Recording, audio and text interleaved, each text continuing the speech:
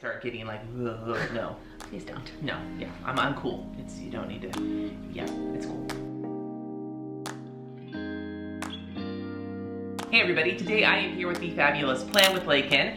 A friend of mine, we've known each other since about 2016. Well, we've known each other for longer than that. Yeah, and the internet. Yeah, in personal life, we've met in 2016 at Go Wild in New Orleans. We are both here in New York. She lives here, I live in California, to be at the New York Planner Addicts Masquerade event, and she reached out to see if we could get together and film a couple videos, and I was like, fuck yeah. So we are here to do that. You can go to her channel, which I will have linked down below, to watch our video on planner trends that we don't really get. Today, on the other hand, in this video, we're gonna be talking about planner community pet peeves of ours, the slightly more controversial video. So I figure on my channel, you guys are used to me being slightly more controversial. Yeah, being an opinionated asshole, so it's okay. So that's what we're gonna talk about today. And let me just say, right up front, this is our opinion. If you recognize any of these, please know we also both do things we probably are annoyed with. Yes, so absolutely. We are not being self-righteous, I promise. Yes. But we are gonna tell you about some things that we just irk us in the planner community. Nobody specific, just things we see. I got the first one because I have one that I've seen a lot lately, and it's really confusing me. People taking pictures of their planner, mostly their bullet journals, with like wheat, like a handful of wheat or some like plant, and they like lay it upon. I've seen the plant thing. Yes. On the bullet journal, like there's wheat, and I'm like, what the heck? And then they also, like, to go along with that, will have like fairy lights or some shit like wrapped around their planner, and I'm like, what the fuck? Like, what?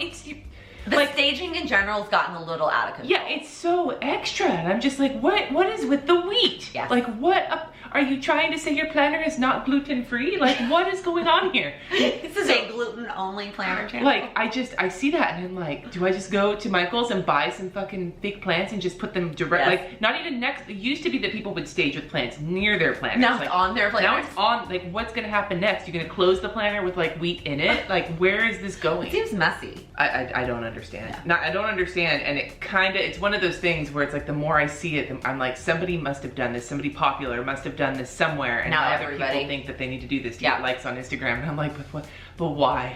But why? Yes, and I'm totally guilty of the staging, pen, the lighting. We were talking about yesterday at the event, the fake backgrounds. Yeah. I've done that, I've been there, but not plants. I will tell you right now, just a side note, if you see a beautiful wood background in somebody's picture, it's usually a photo background. My wood is actually my desk, but it's an IKEA like wood finish desks, and we all know that IKEA is not actual wood. It's like manufactured wood product. Plastic, it's like something. the Velveeta of wood. So like, pasteurized processed wood product. I love Velveeta, except when it can't go in the fridge. I don't understand that. Like, why doesn't the cheese go in the fridge? Shelf stable cheese. But you know, it's not real. One of mine, which we talked about a little bit on my channel about planner trends, but this is the specific act of buying a product, and this is Simply Gilded probably through and through, to resell it at a higher value immediately. Now, I understand if you buy stuff and then a couple of months later you realize that you're not gonna use it, and so you wanna sell it to try and get your money back. $100 for a roll of washi? Are you kidding me? Have you seen, and I know because you and I are both more Erin Condren people than Happy Planner people, but one of the things I've seen with the Happy Planner community is people will go and clean out like a Michael's with all the Happy Planner books, and then they will resell them in the groups. And I've seen people get really upset about that, and I don't blame them for being upset about that, because it feels mercenary to me. And I get that, like, there's nothing illegal about it. It's not, but at the same time, like, it feels tacky to me. Right, to go and buy and to mark it up. Like, you're trying to make a profit on somebody else's creativity and their product. Like, they have priced the product at what they think is fair, and the fact that you are gonna mark it up, and whether that's a Happy Planner book, a roll of washi, I've even seen it happen with like exclusive samplers. I guess you could consider it a way for like people to like hustle and like make a living or whatever. I guess I get that. My ex-husband was big on going and finding shit to sell on eBay. You know people are looking for it. You know people are trying to find it, cleaning out something or buying things that are limited and that people aren't going to be able to get their hands on. It feels mean. Like, it feels mean to buy it when you know it's going to sell out, and so you're buying it at the normal price that somebody else can't buy it at that price, but then you're going to turn around and sell it for more. I don't know, this just really rubs me the wrong way. Like you said, it just feels mean and icky. Another peeve of mine lately has been with Plan With Me's. Now I film Plan With Me's, you film Plan With Me's. I like filming Plan With Me's because it's just doing what I was doing anyway, just talking about it. All I did is turn on a camera. But what the peeve I have with Plan With Me specifically is when they don't explain why they're doing something. When it's like, or if the why is because it's pretty. Now, this goes against everything I say about just do what you want and fuck everybody else, but at the same time, like, I want to know the reasoning behind why you're doing something. Like, if you're putting full boxes in these places because you think that they look pretty there, what I want to know is, do you know that week that day is not going to be very busy, and so you know you're going to fill up some space with a full box now? Or if your day does get busy, do you have a way to cope with that? When you put down just stickers for the sake of putting down stickers, there's nothing wrong with that if that's how you like to do things, but I want people to say that if that's the case. Because I get something out of Plan With Me's where people explain their thought process, even if it's totally different than mine. Agreed. Well, you're going to learn something if they're going to tell you why they're putting the sticker where they're putting it. And when that comes with, and I think you do a good job of this, and I try and do a good job of this, is we're gonna speed things up. Otherwise, the Plan With Me is gonna be 800 years long if I left it at full time. But I'm not going to just speed something up and not either tell you before or after why I did what I did. Like, I feel like I watched a Plan With Me where they speed it up and they just put a bunch of stickers down and then they keep going. And I'm like, well, wait. But why did you put that sticker where you put it? Because there are people who do like the no white space stickering and they get their whole week stickered out. They go about their week and I wonder, like, do you use it over the course of the week or is that all you do? Like, I want to understand it so that one of the reasons when I do watch Plan With Me is I watch them because I'm trying to see what other people do so I can find out if there's something that they're doing that I can adapt for me. For me. Like, it's a learning experience. Like, if I wanted to just watch people put stickers down, I would watch Instagram. Or I'd watch somebody paint their house because it's about the same thing, right? Like, it's not, the act of putting stickers down is not. You're not learning anything from them putting it down. When, like, if you just wanted to see where they put it, go to Instagram and look at the picture of where they put the sticker. Yeah. Now, I will say though, on a different note, if somebody is just laying stickers down in their planner and putting their things down and they're talking, but they're talking about just their life, or they're having like a conversation that has nothing to do with their planning, the planning is the visual, I actually don't mind that, but that's because then I know I can just listen to the video while I'm doing something else. Right, you're not gonna lose. Yeah, like, I actually have no problem with that, but if they're talking about putting stickers down because they think it looks pretty, like, is that the only reason? Or is there other reason behind it? And if that's the only reason, then that's probably not a video for me. My next one is about not giving credit when you borrow someone's idea. Now, I'm not saying that you can't borrow ideas because I do it all the time. Like you said, not trying to be like self-righteous in any sense. Somebody posts something on Instagram and you want to post something similar, or somebody does a challenge and you want to do something similar, or somebody does a type of video and you want to do something similar. Saying, I got this idea by watching or seeing it from so-and-so and now I'm gonna do it too. I just feel like you gotta give credit where credit is due. I did that recently in my bullet journal setup for the year. I was watching Amanda Rach Lee's bullet journal and she did the pictures for the whole year situation, and I was like, that's fucking rad. So I did that, but I said that's where I got it from. And that is one of the things I love about this community in general, is that we can all learn from each other and we can get ideas from somebody else doing something and you're like, that's a great idea, I should do that in my planner or my bullet journal. But just, say where you got the idea from. Now, sometimes I will admit I'm guilty of forgetting, like, hey, I saw somebody do this and I totally forgot, but that's what I'll say. I'll say, I saw this on Instagram, I can't remember who I saw do it. If you know who it is, please let me know in the comments so I can give them credit. I don't just like pretend that it's my idea. Yeah, another one that I've got, and this is, I saw a thread in PGW about this the other day, and I saw comments on both sides of the issue that both made a lot of sense, that it didn't change my mind. I really dislike terms like planner babe. Oh yes. And boss babe and girl boss. And I understand the arguments I saw for these terms in the comments of this thread made sense to me. Somebody in the thread said it makes them cringe, and that was exactly it. It makes me cringe. And I see things going around YouTube like the planner babe tag, or like people being like hashtag planner babe, and I'm just like, ugh. And I've disliked it for years. Like, people who know me have known, like, it started popping up a few years ago on people's Instagrams, and my first thought was like, oh my god, no, I am not a planner babe. I am a planner asshole. I'm a planner person. I'm a whatever. I'm not a planner babe. Like, it's just, it felt cringy. Like, it almost feels patronizing to me. And I know that not everybody feels that way, but for me personally, like, I can't. can't with it. I hear you. Yeah. I get that too. I need to go read that thread now. There's a thread in there, and it's people with both sides of the argument. The people who are totally okay with those terms for whatever reason, their arguments made sense. It wasn't enough to make it less cringy for me. And I feel that way about the word like girl boss too. Like, how about I'm just a boss? And like, I don't care if other people use them because it's their, life or whatever, but like for me, or if somebody refers to me that way, that's where I start getting like, no. Please don't. No, yeah, I'm cool. You don't need to, it's cool. When people post on Instagram and tag every company that's like in the shot. I know what you're talking about. Like here's my planner on my table. A lot of times that like light colored background that I use on Instagram is actually my coffee table. I do not tag Wayfair every time I post my planner on my coffee table. There are Instagrammers who will do that and tag every company that's like possibly in the radar. Like, I personally don't have a problem with people tagging lots of people if you can read the tags. The problem I start to deal with is when there's like 85 sticker shops in one picture and they're overlapping and you can't actually, you want to find out about this one sticker but you can't read it because there's 800 different tags. Now, I don't ever have that problem because I generally don't use that many shops. 4 things in any given picture. If a tag is not going to be readable, then I would just as soon as it wasn't there because it's useless. I mean, I guess it's not useless for the brand who knows that they got tagged, but as somebody who wants to see what you're using, it's hard to read. Yeah, it's not useless for the brand because they're still tagged in the photo and it'll show up in like a tag photo. But as a consumer, it's pretty useless. Yeah. I guess I just like, in the planner community in general, if I am clicking on your picture to see who you've tagged, I don't care who, this is again my opinion, I don't care where your table is from, or where your lamp is from, or where your mug is from. That is not why I'm following you. That is not why I'm clicking on that picture. I'm curious in the planner related tag. So you don't want to have it cluttered with like all the extra stuff. Yes.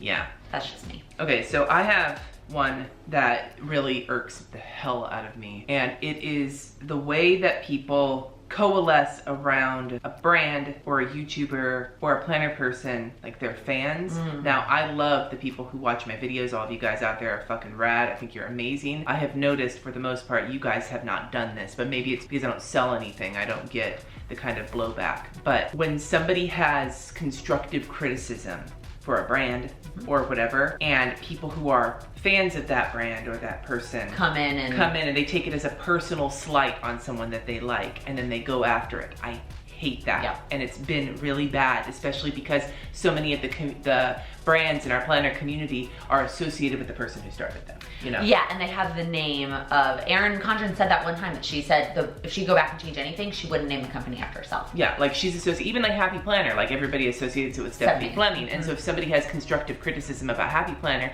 people will take it as like you're talking shit on Stephanie Fleming, someone who is, I've met her. She's absolutely wonderful. I would never want somebody to talk shit on her as a person, but if somebody has some constructive criticism about a product, then it shouldn't be treated as you're dogging on them. And then the whole crew around that brand doesn't need to come in and like defend the person. Yeah, because what happens is that if everybody comes, when somebody has actual and I'm not talking about being a dick. Like, I'm not talking about like saying something shitty or getting personal. As an example, I remember the Inkwell Press planners that came out this last time, and there were people who had been loyal customers of the brand for quite some time, and they were disappointed that there was not any new color palettes. Okay. That's real constructive criticism. Yeah, that's feedback that they could take. Yeah, but if somebody says something like that and then all of the Uber fans come and swarm and like give you shit, then people are gonna stop offering criticism because they are scared to, or because they don't want to deal with the bullshit. I feel like you mentioned this, and this is gonna sound totally stalkerish of me, when you reviewed the Kit Life planner, that you made a comment that you were glad that you could give constructive feedback without feeling like you were gonna get reprimanded for it, and then they took your feedback and implemented it into the planner. That was some of the best moments. I was like, yes. Like, that is awesome. And so, but you felt like, and so if this keeps happening where people just come and defend, and companies aren't perfect and they mess up and things happen, or they come out with a product that's not the greatest they probably could have done, people will not feel like they can give feedback.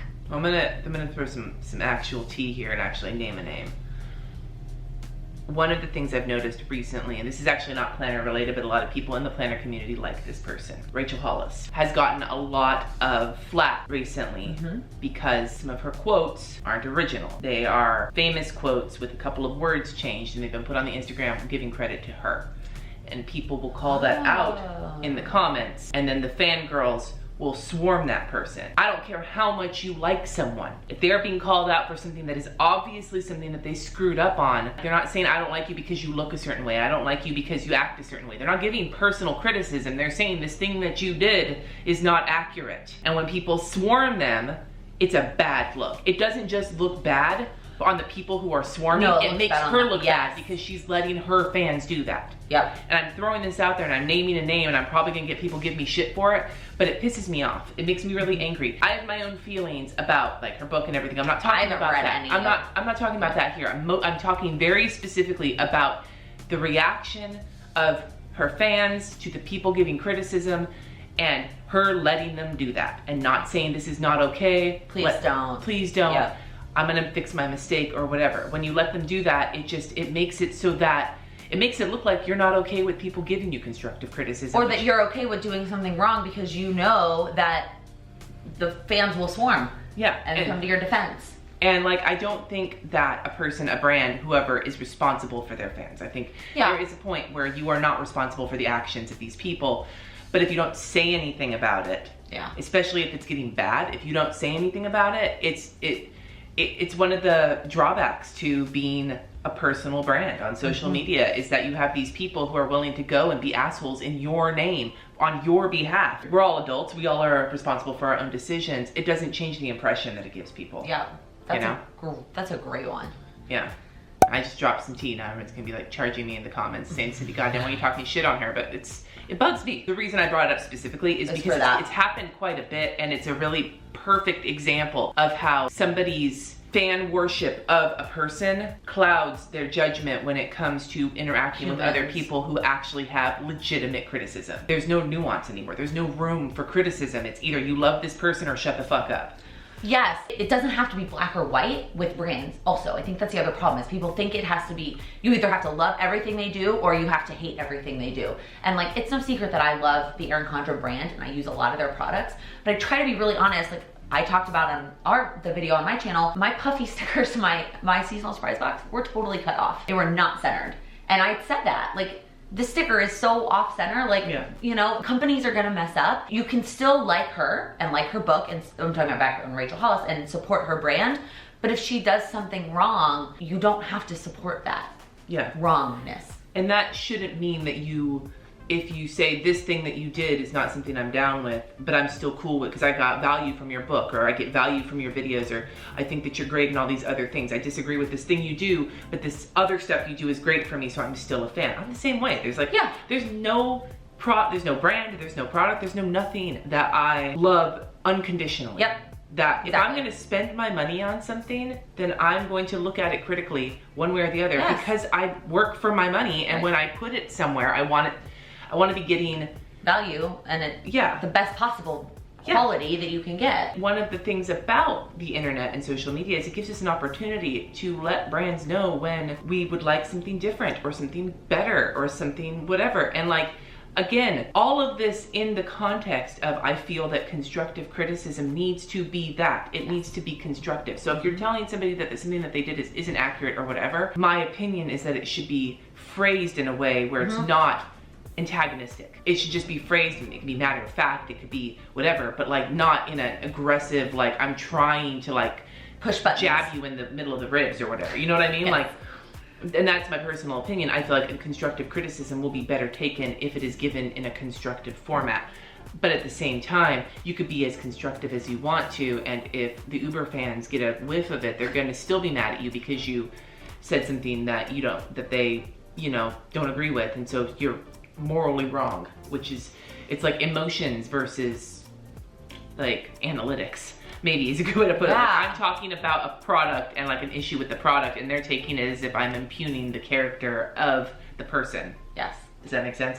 Yes. I dislike that strongly. I agree. Big pet peeve. I totally agree with you. I think I got the big ones out. Okay, well then on that note, I think that we have hit all of we've probably stirred the pot enough. So We'll do this again one day and we'll stir the pot some more. But for now, you just know that if you're putting wheat on your bullet journal, I'm looking at you with like the side-eye Steve. The side-eye Steve is coming out for the wheat on the bullet journal. I would like to know in the comments if you have any planner community pet peeves. And be prepared, because we're giving our honest opinions here. There's likely gonna be somebody who doesn't like it and is gonna tell you, but please, if you're going to, listen to what I just said and be constructive in your criticism. Yes. Make sure that you go to Laken's channel, let her know that I sent you.